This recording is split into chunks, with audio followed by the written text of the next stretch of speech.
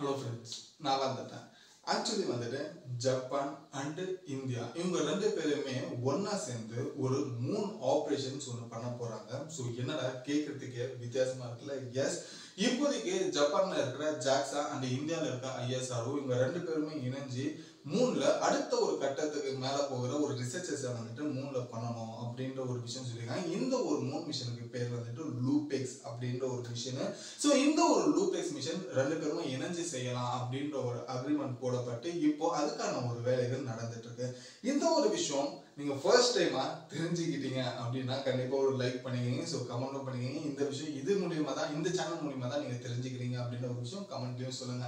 ஏன்னா இந்தியா ஃபுல்லா வந்துட்டு அயோத்தாவை பத்தி பேசிட்டு இருக்காங்க, தைப்பூசத்தை பத்தி பேசியிருக்காங்க, ரிபப்ளிக் டேவை பத்தி பேசிட்டு இருக்காங்க. நீங்க என்னடா இந்த ஒரு விஷயம் சொல்லி இது எந்த மீடியாவுமே சொல்லலை அப்படின்னு கேட்டீங்கன்னா எல்லா மீடியாவும் சொல்லியிருக்கு. பட் இது எல்லாமே பெருசா வந்துட்டு எந்த மீடியாவுமே சொல்லணுன்றதுதான் நிஜம். ஸோ அந்த ஒரு விஷயத்தை தான் இன்னைக்கு நம்ம தெரிஞ்சுக்க போறோம். ஸோ இந்த ஒரு லூபெக்ஸ் மிஷன் வந்துட்டு என்ன, இதெல்லாம் என்னென்ன செய்ய போகுது, இது என்ன காரணத்துக்காக இந்தியாவுமே ஜப்பானுமே வந்துட்டு சேர்த்து அனுப்ப போறாங்க, இதுக்குள்ள இருக்கிற விஷயங்கள் என்னன்றது தான் தெரிஞ்சுக்க போறோம். ஸோ வாங்க வீடியோக்குள்ள போகலாம்.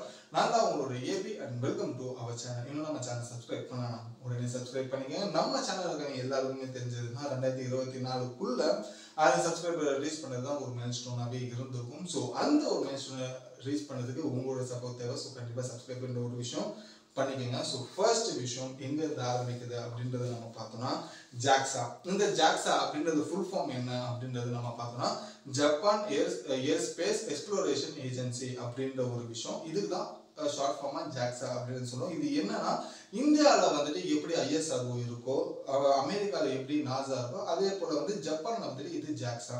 சரி, இந்த ஜாக்ஸா வந்துட்டு என்ன பண்ணிருந்தாங்கன்னா இந்தியா கூட வந்துட்டு ஒரு லூனார் மிஷன் சேர்ந்து பண்ணலாம். ஸோ சேர்ந்து பண்ணி கிட்டத்தட்ட ஒரு லூபெக்ஸ் மிஷன் ஒரு லாங் டைமா வந்துட்டு நிலால அவங்க அனுப்புற இந்த லூபெக்ஸ் மிஷன் மூலியமா அனுப்புற ரோவர்ஸ் வந்துட்டு பல நாட்கள் பல மாசங்களுக்கு வந்துட்டு அங்க ரிசர்ச் பண்ற அளவுக்கு ஒரு விஷயம் அவங்க உருவாக்கலாம் அப்படின்றதுதான் இவங்க முக்கிய கோலா இருந்தது.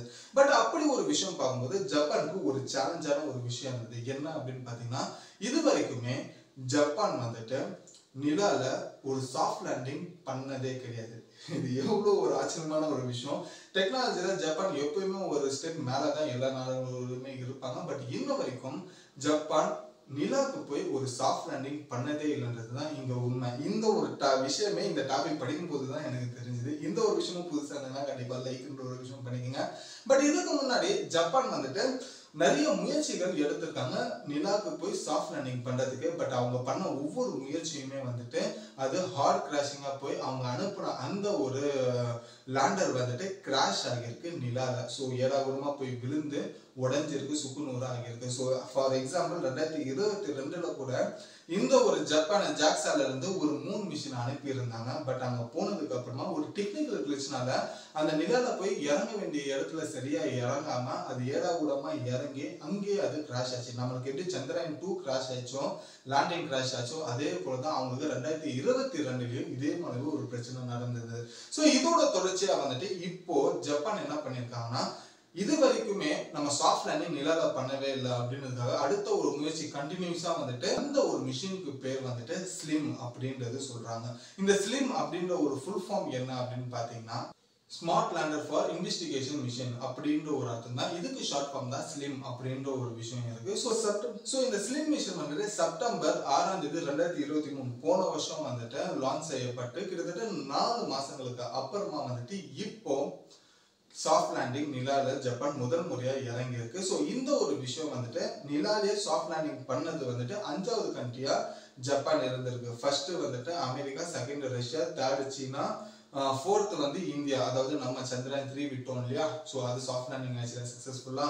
ஸோ நம்ம 4வது இடத்துல இருக்கோம். இப்போ 5வது இடத்துல ஜப்பான் இருக்கு அப்படின்னு ஒரு விஷயம் தெரிஞ்சுக்கோங்க. இப்போ ஜப்பான் இது சாஃப்ட் லேண்டிங் இது பண்ணாங்க. இவங்க வந்துட்டு எப்படி இது பண்ணாங்கன்னா சந்திரயான் 3 எப்படி நம்ம அனுப்பணுமோ அதே மாதிரி ஒரு இன்ஜெக்ஷன் மெத்தட்ல தான் அனுப்பியிருக்காங்க. ஒரு நிலா எப்படி பூமி எப்படி இருக்குன்னா நிலா எங்க இருக்குன்னா டைரக்டா போகாம நம்ம சந்திரயான் 3 எப்படி இப்படி சுத்த விட்டோமோ 5 வாட்டி அதே போலதான் வந்துட்டு ஜப்பானுமே வந்துட்டு நம்மள வந்துட்டு இது நம்மள மாதிரியே ஒரு 5 வாட்டி சுத்த விட்டதுக்கு அப்புறமா தான் நிலாவோட ஆர்பிட்டுக்கு போயிருக்கு. ஸோ இந்த ஒரு நிலாவோட ஆர்பிட்டுக்கு போனது எப்போன்னு பாத்தீங்கன்னா டிசம்பர் 25 அதாவது கிறிஸ்துமஸ் அன்னைக்கு, இப்போ போன கிறிஸ்துமஸ் அன்னைக்கு வந்துட்டு இந்த ஒரு ஸ்லிம் மிஷின் நிலாவோட ஆர்பிட்டுக்குள்ள சேர்ந்து இருந்தது. ஆர்பிட்டுக்குள்ள சேர்ந்து இப்போ ஒரு 2 நாளைக்கு முன்னாடி அது நல்லபடியா வந்துட்டு சாஃப்ட் லேண்டிங்ன்றது ஆகிருக்கு.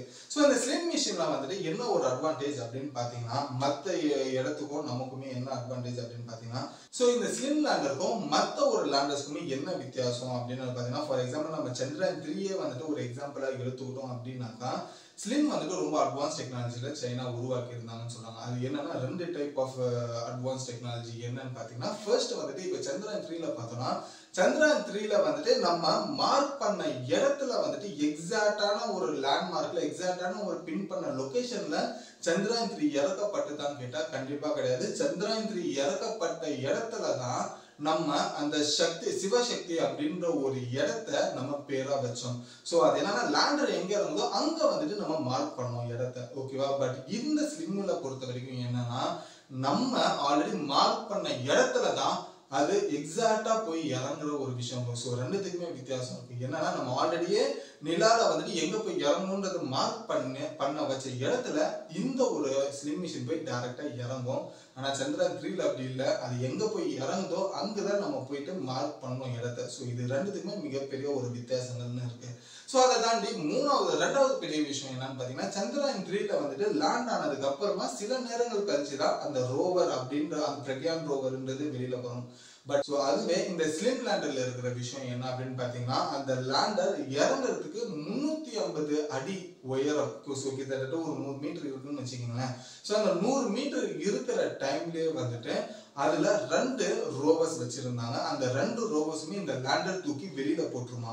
சோ அது வெளியில தூக்கி போட்டதுக்கு அப்புறமா தான் இந்த லேண்டரே அந்த பாயிண்ட் பண்ண இடத்துல இறங்கும். இதுக்கு காரணம் என்ன அப்படின்னு பாத்தீங்கன்னா, அது கிராஷ் லேண்டிங் ஆயிடுச்சுன்னா அது கூட இருக்கிற ரோவருமே செயல்படாம போயிடுது.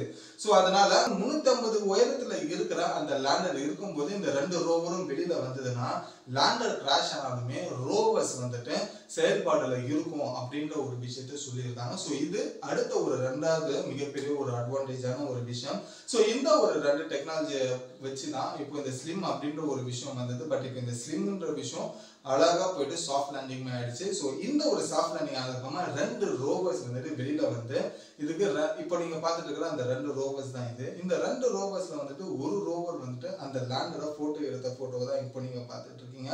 இந்த 2 ரோவர்ல இருக்கிற ஸ்பெஷல் என்ன அப்படின்னு பாத்தீங்கன்னா, இந்த 2 ரோவருமே லேண்டரோட கனெக்ஷன் இல்லாமலே தன்னிச்சையா செயல்படுற ஒரு அமைப்பு கொண்ட ஒரு ரோவரா இருக்கும். ஃபர்ஸ்ட் நம்ம சந்திரயான் 3ல பார்த்தோம்னா பிரக்யான் ரோவர் வந்துட்டு லேண்டரோட கனெக்ட் ஆகி லேண்டர்ல இருந்து தான் நமக்கு பூமிக்கு சில விஷயங்கள் வந்தது. பட் இந்த அட்வான்ஸ் டெக்னாலஜி ஸ்லிம் மிஷின்ல வந்துட்டு டைரக்டா ரோவர்ல இருந்தே நம்ம டைரக்டா நம்ம பூமிக்கு வந்துட்டு எல்லா டேட்டாவும் எடுக்க முடியும். நடுவுல இந்த லேண்டர் வந்துட்டு ஏதாச்சும் ஒரு ஃபால்ட் ஆனாலுமே டேட்டா கலெக்ஷன்ன்றது இதுல எந்த ஒரு பிரச்சனையுமே இருக்காது அப்படின்றது சொல்றாங்க. ஸோ இது ஆக்சுவலி நல்ல ஒரு விஷயம் தான். பட் இதை தொடர்ந்து என்ன நடக்குது அப்படின்னு பாத்தீங்கன்னா, ஃபர்ஸ்ட் இந்த ஸ்லிம் மிஷினுக்கு இதோட மோட்டிவ் என்ன அப்படின்னு பாத்தீங்கன்னா, ஜப்பான் இது வரைக்கும் சாஃப்ட் லேண்டிங் பண்ணது கிடையாது.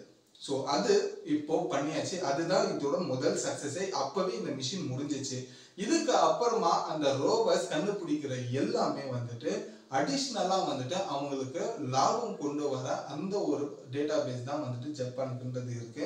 ஸோ இது என்னன்னா இப்போ 2 ரோவர்ஸுமே பண்ணும் அப்படின்னு பாத்தீங்கன்னா, இந்த 2 ரோவர்ஸுமே அங்க இருக்கிற மினரல்ஸை அனலைஸ் பண்ணும். அதுக்கப்புறம் அங்க இருக்கிற டெம்பரேச்சர்ஸ் அனலைஸ் பண்ணும். அதுக்கப்புறமா மூணுல இருக்கிற சர்ஃபேஸ் அனலைஸ் பண்ணும். இது எப்படி சந்திரயான் 3 பண்ணிச்சோ அதே போலதான் இதுவுமே பண்ணும். ஸோ அந்த ரோவர்ஸ் இப்போதைக்கு அடுத்த ஒரு லூனார் டே 14 நாட்கள் வரைக்கும் இந்த ஸ்லிம் மிஷின்ன்றது ஆக்டிவேட்ல இருக்கும் அப்படின்றது சொல்லப்படுது. ஸோ சந்திரயான் 3 எப்படி ஒரு லூனார் டே 14 டேஸ் அப்படின்றது நம்மளோட கணக்குப்படி வரும்னா, அதே போலதான் வந்துட்டு இந்த ஒரு 3 மிஷின்லயுமே இந்த ஸ்லிம் மிஷின்லயுமே வந்துட்டு இருக்கும். அடுத்த ஒரு 14 நாளைக்கு வந்துட்டு இந்த ஸ்லிம் மிஷின் வந்துட்டு அந்த 3ல பகல் நேரத்துல ஃபுல்லா எல்லா டேட்டா பேஸுமே உலகத்துக்கு கொடுக்கும். அடுத்த ஒரு 14 நாள் இருந்ததுக்கு அப்புறமா அதுல இருந்து எந்த ஒரு சிக்னலுமே வராது அப்படின்றது ஜப்பான் மிஷினுமே சொல்லிட்டாங்க.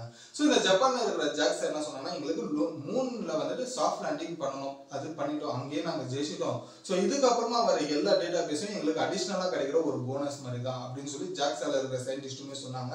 ஸோ இந்த ஒரு டெக்னாலஜியை பயன்படுத்தி தான் இப்போ அடுத்து இந்தியா வந்துட்டு ஜப்பான் கூட சேர்ந்து லூபெக்ஸ் அப்படின்ற ஒரு விஷயத்த வந்துட்டு இணைஞ்சிருக்காங்க. இந்த ஒரு லூபெக்ஸ்க்கான ஃபுல் ஃபார்ம் என்ன அப்படின்னு பாத்தீங்கன்னா லூனார் போலார் எக்ஸ்ப்ளோரேஷன்ஸ் மிஷன் அப்படின்றது தான் இதுக்கு ஃபுல் ஃபார்மேவே. ஸோ இந்த லூபெக்ஸ் மிஷன் என்னென்ன பண்ணும் அப்படின்னு பாத்தீங்கன்னா இது முதல்ல வந்துட்டு ஜப்பானும் இந்தியாவும் சேர்றது. ஸோ இது எப்போ லான்ச் பண்ணுவாங்கன்னா 2026 ஆயிடும். ஸோ இந்த 2026 அப்புறமா 3 மிஷன் போனதுக்கு அப்புறமா அங்க வந்துட்டு நிலால என்னென்ன விஷயங்கள்லாம் பண்ணுவாங்கன்னா நிலாவோட சர்ஃபேஸ்ல ட்ரில் போட்டு அதுல இருக்கிற சப் சர்ஃபேஸ்ல இருந்து சில ஆராய்ச்சிகளை வந்துட்டு பண்ணணும் அப்படின்றதையுமே சொல்றாங்க. ரெண்டாவது விஷயம் அங்க தண்ணின்ற ஒரு விஷயம் இருக்குதுன்றது சந்திரயான் 3 கண்டுபிடிச்சது. ஸோ அந்த ஒரு விஷயத்தையுமே வந்துட்டு இன்னும் டீப் அனலைஸ் பண்ணி மற்ற மினரல்ஸையுமே கண்டுபிடிக்கிறதுக்காக இந்த லூபெக்ஸ் மிஷனை இந்தியாவுமே ஜப்பானுமே சேர்ந்து அனுப்புறாங்க. பட் இந்த வாட்டி ஒரு லூனார் டே 14 நாள் வரைக்கும் தாங்குற அளவுக்கு அனுப்ப மாட்டாங்க. கிட்டத்தட்ட மாச கணக்குல வந்துட்டு அந்த லூபெக்ஸ் மிஷின் செயல்படுற அளவுக்கு நைட்லயுமே கடும் குளிர்லயுமே கடும் வெயிலையுமே ஹீட்லயுமே வந்துட்டு இது செயல்படுற மாதிரி இந்த லூபெக்ஸ் மிஷினை உருவாக்கணுன்றது ஒரு பிளானா இருக்காங்க. இதுதான் அவங்களோட மோட்டிவாவுமே இருக்கு. ஸோ 2026 வரைக்கும் வெயிட் பண்ணி பார்ப்போம். ஸோ இந்த லூபெக்ஸ் மிஷின் ஒருவேளை உண்மையாகி நல்லபடியாக சக்சஸ்ன்ற ஒரு விஷயம் லான்ச் ஆயிடுச்சுன்னா நிலால இருந்து இன்னும் மிகப்பெரிய ஒரு விஷயங்கள் எல்லாமே கிடைக்கிறதுக்கான வாய்ப்புகள் இந்த லூபெக்ஸ் மிஷின் இதுல இருந்து இருக்கும். ஸோ இந்த ஒரு விஷயம் புதுசாக இருந்ததுன்னா லைக் பண்ணிக்கோங்க.